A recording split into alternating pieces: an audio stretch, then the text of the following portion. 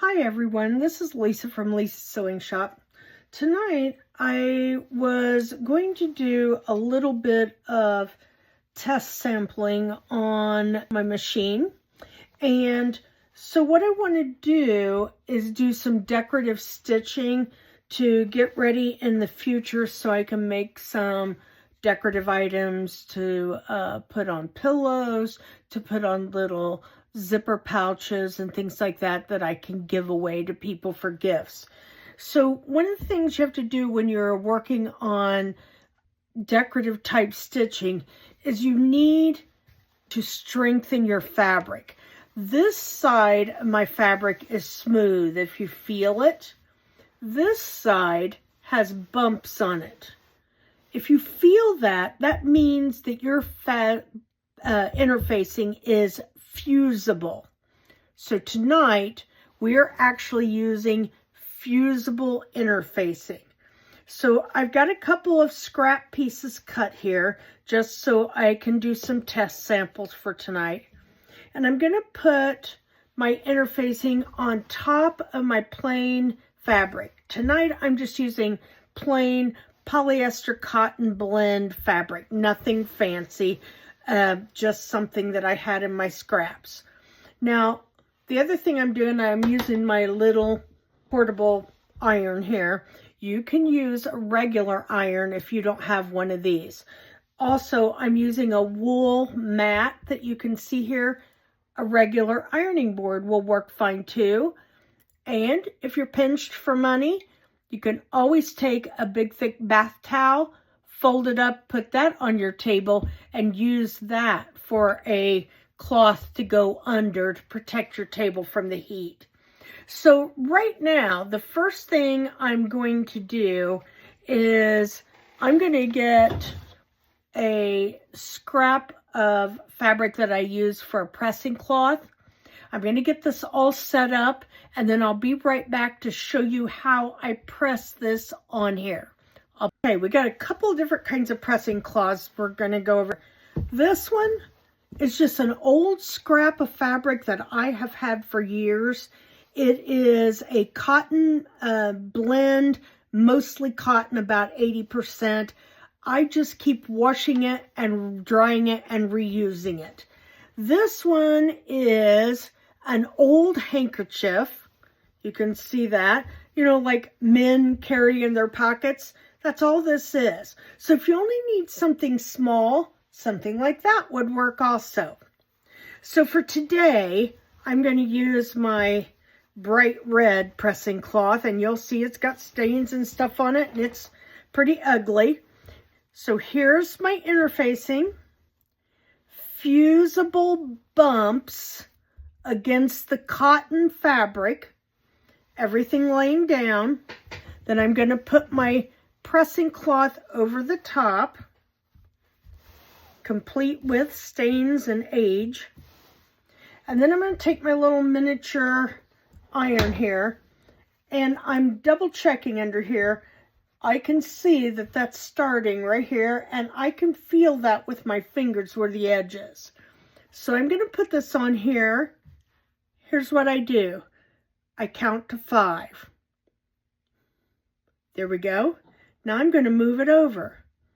1, 2, 3, 4, 5. I'm going to do it again. 1, 2, 3, 4, 5. And my edge is right there. So I'm going to do it one last time on this first row. 1, 2, 3, 4, 5. Now you can see the discoloration where the heat goes on here. As this cools down, the discoloration goes away. Now, if we look at this, this is all fastened together. Here's my fabric. Here's the interfacing. That first row is all fastened together. Now, if I come down here where the iron hadn't been, you can see right there is where it stops. So I'm going to take a break here for a minute. I'm going to finish pressing on the rest of this, and then I'll be right back with you. Okay, so you'll notice I have all of this pressed on. So here's my next step. I'm going to go over here to my machine, and stitches that I haven't used in a long time or maybe never, or stitches that I want to see how they look, or ones that I want to see if it would be suitable for maybe the hem of a little girl's dress, or the edging around a pillow. Whatever you have in mind, get your sample just like this, and this is how we're going to try these out and see how things look. So let me get my machine set up, and then I'll be back with you. So now we're back at the sewing machine, and I've got white fabric in here. I have just some dual duty Coats of Clark black thread in here. I just have a standard needle, nothing fancy. But here's what I'm going to do. I'm just going to put my fabric side facing up, my interfacing side facing down, because your interfacing is actually to help support your fabric, not necessarily to sew the right side of what you want to see. So when I'm looking at my machine, I have some different stitches that I haven't used in a while. I also want to see how some of them look. So the first thing I'm going to do, I have some satin type stitches that I want to see how they're going to look. So I'm going to try that first. The first one is just a line of almost leaf shape, but they're kind of oval. And I'm going to just see what that looks like. So everything's set up here. I'm using a regular foot with the wide center here so that it can take the different length and width of stitches.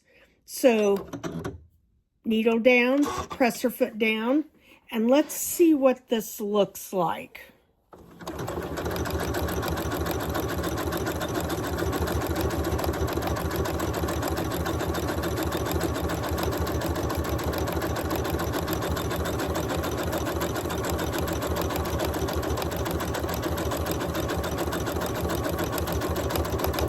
Let's do one more. And let's stop. Let's cut our thread. Let's see what this one looks like. Okay. So I can see why they're calling it a satin stitch, because it's filling in the spaces. Now, one of the things I personally don't like is I don't like those little gaps. So I don't think that the stitches are sewing close enough together. So I am going to make this, change my setting just a little bit, and I'm going to see if I can get the thread to go a little closer together. And let's try this again.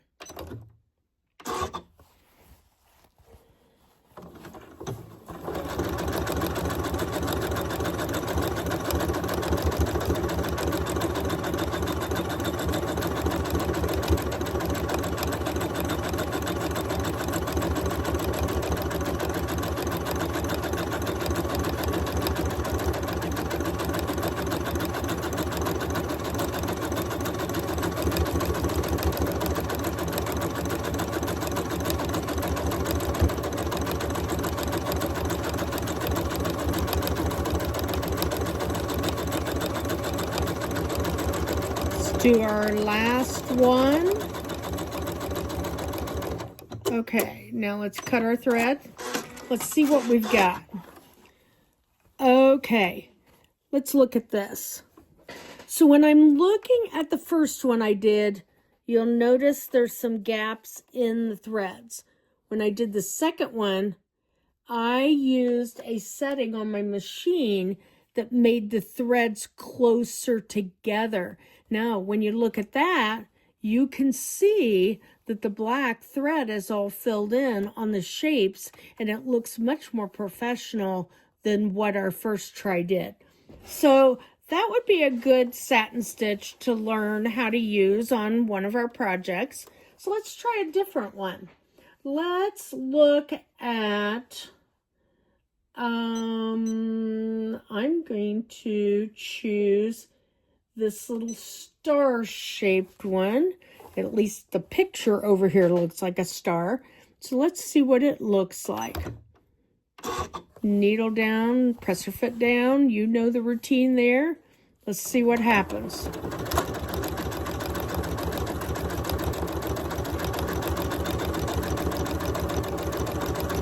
The picture over here shows that it looks a little bit like a star shape.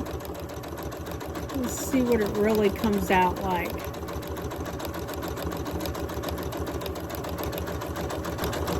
Okay, let's do a couple more here and then we'll stop.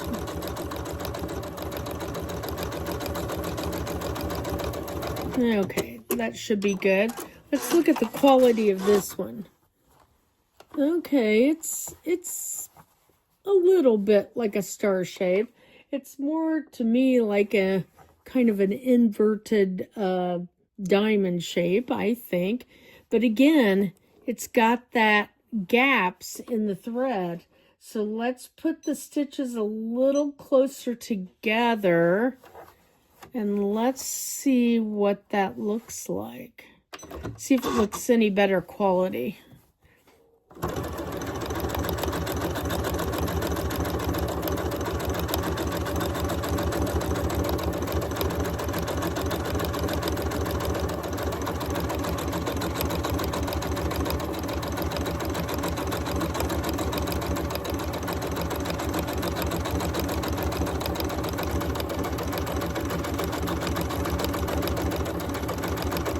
Okay, let's do a couple of more here and then we'll check this.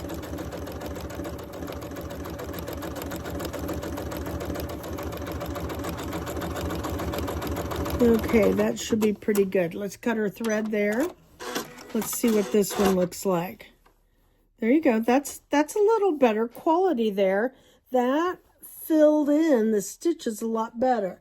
So on this one, my first one, then we had closer together. Then we had this one, the first one, then we had closer together. Each one of these on the first time, it was set on 0.45. That means how close the stitches were together. When I changed it to 0.30, you can see that looks a better quality. The stitch is showing up better. It's all nice and even. That's how we want to make a better quality. Now, let's go to some different types of stitching because these are all satin stitches. Let's look at a couple of different styles here. Let's go to a couple of decorative stitches and let's do this one. Well, you know what? We have Valentine's Day coming up in a couple of months here. So let's see what we can do with this. So these are supposed to be hearts. So let's see what this looks like.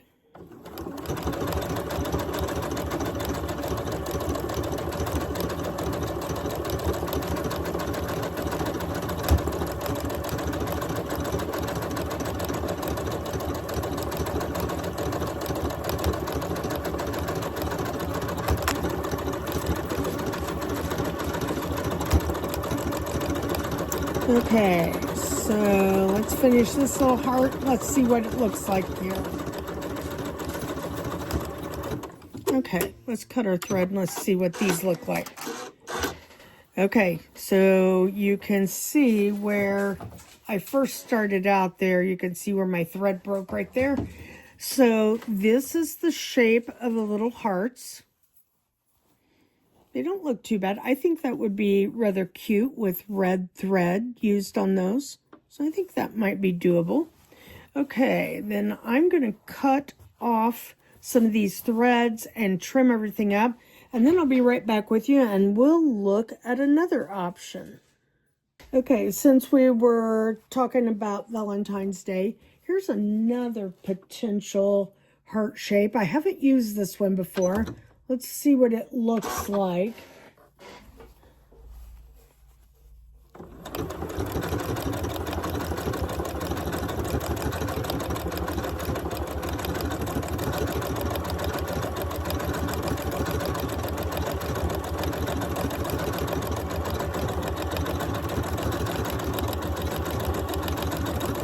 Okay, let's stop that right there. Let's see what this one looks like. There we go. Okay. It's like a heart with a little diamond in the middle. That's not bad. This one's a little heavier. It's like sewn with 2 layers of thread. This one's just 1. So let's try something else since, let's see. Oh, here's a different type of heart one that could be used for Valentine's Day. Let's see what this one looks like. This is another one that I've never used.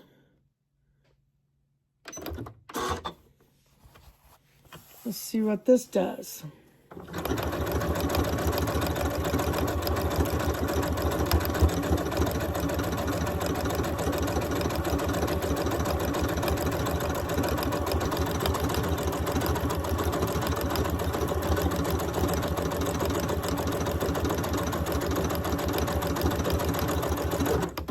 Okay, let's look at that one. Let's see what it looks like.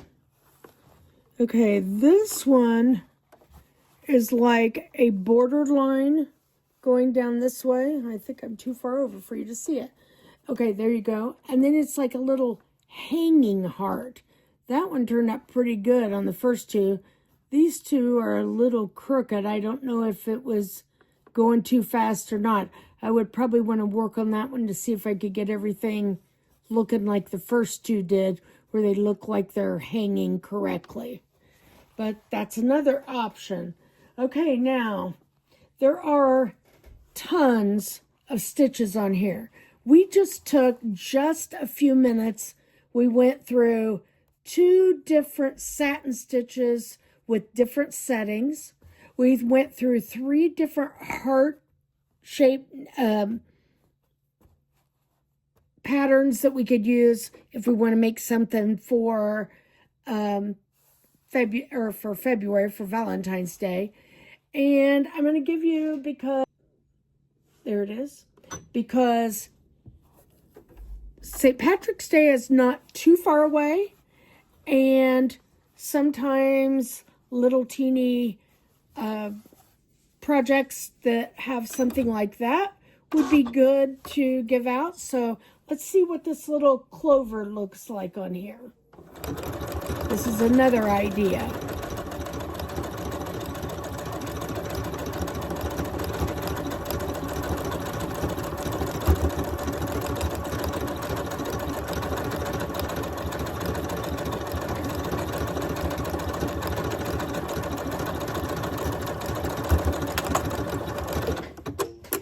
Oops, I thought I broke my thread, but I did not.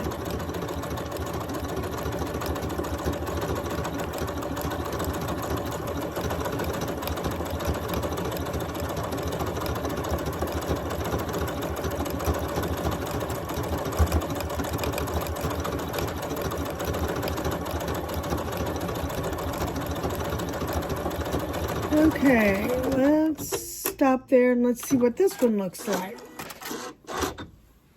There we go. That's not too bad. That would make a decent border for a St. Patrick's Day project. There are several different clover type designs on my machine. You can kind of look and see what's available on your machine. I'm going to switch over now. One of the things I use a lot of, especially if I'm needing to do an easy seam finish, is my zigzag stitches.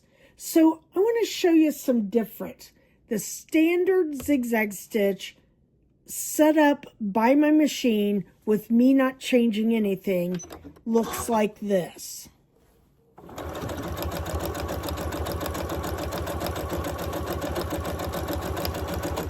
Okay, let's stop there. there you go. Standard, no changes, zigzag. Okay, now let's do one with a few changes. One of the things I use quite a bit of is a wide zigzag. So instead of a 3 on my setting, I'm doing a 4.5. And I want you to be able to see what the difference is here. So hold on just a second. Let's start this one.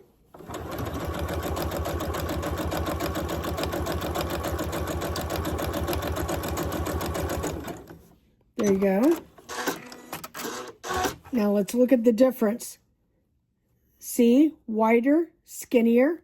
This is a standard one. This is a wider zigzag. Okay, now, another thing I use, when I am repairing holes in jeans and work clothes, I will use this wide zigzag, but I make my stitches closer together. Instead of spread out like these zigzag are, I make them closer together. So let's look at a closer together option here. This is the wide, but closer. This one happens to be a 0.9 on how close the stitches are. Okay, let's compare that. See this? Regular, wide, closer together, wide. Okay, now let me show you one more. I'm going to go even closer together than that. And I want you to see what it looks like.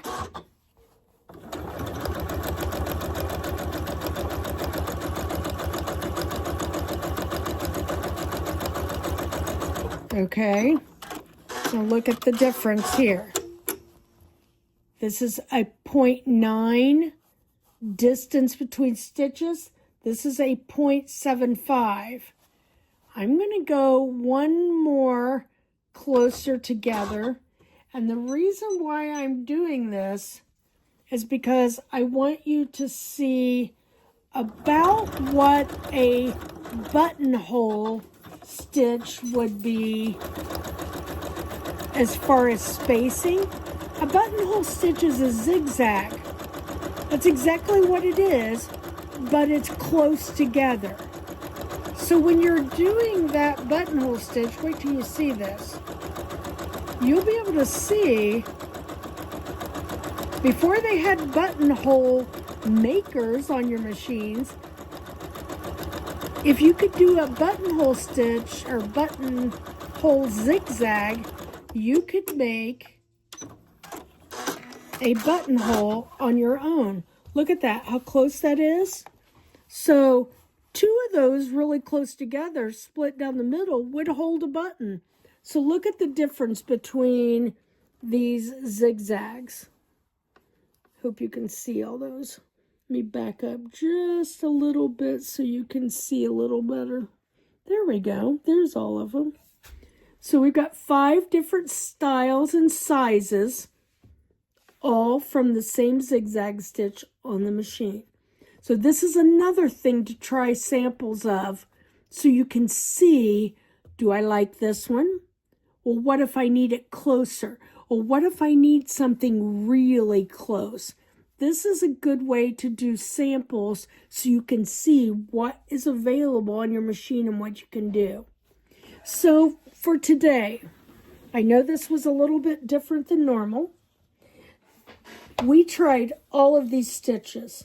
Now, my Janome 9450 probably has another 300 stitches on here. But this was just to give you an idea. Put your interfacing on here so it'll sew well. Press it on. Try stitches that you haven't tried before. Some of these you heard me say, I haven't tried this before. Things that you need to just practice on the sizing. Try that.